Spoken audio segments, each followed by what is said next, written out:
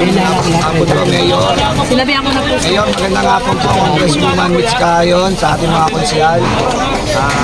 Nakikiwag sa pusa na po kami dito sa Barangay 35. Napakadami ng bahay na nasunog sa lugar namin. Ayan. Gawa nilang bahay-bahay.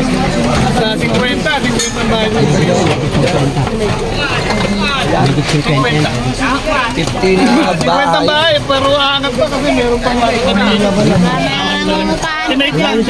Estimate family. Sa families yan, siguro nasa tandaan, 100 families. Ang individual niyan, nasa 700 individual. Congressman, Mayor, ano po, nasa 50 families, Kagawa Dari, no?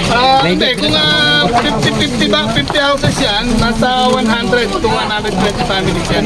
Nasa 120 families po, Mayor, Congresswoman, sana po, Tapos ang individual niya, nasa 100. medyo malawak po. Kahapon po, may sunog din sa amin sa Block 6. Ilan na sunog sa Block 6? Isang bahay lang naman, kaya lang tatlong pamilya. Isang bahay din po, yung sunog sa amin kahapon. Isang pamilya, isang bahay, tatlong pamilya po. Kaya nakikiusap po kami, Congresswoman, lalong-lalo na po alam ko na kayo po. Bet, patay bakal ka, Bet. Natapos na mo ganda. Sa lakas lang po yun. Isa mo na lang. Sumikit. Isesend ko sa... Isesend ko kay Congresswoman na kay Mayor Sagad.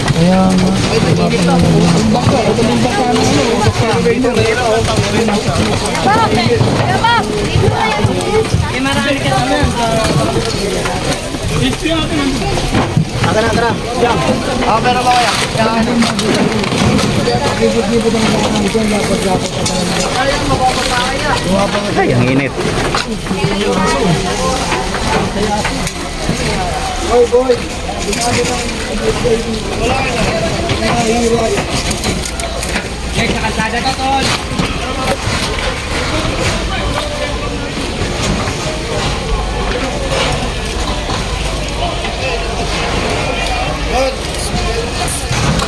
Kami mga bata na palabas.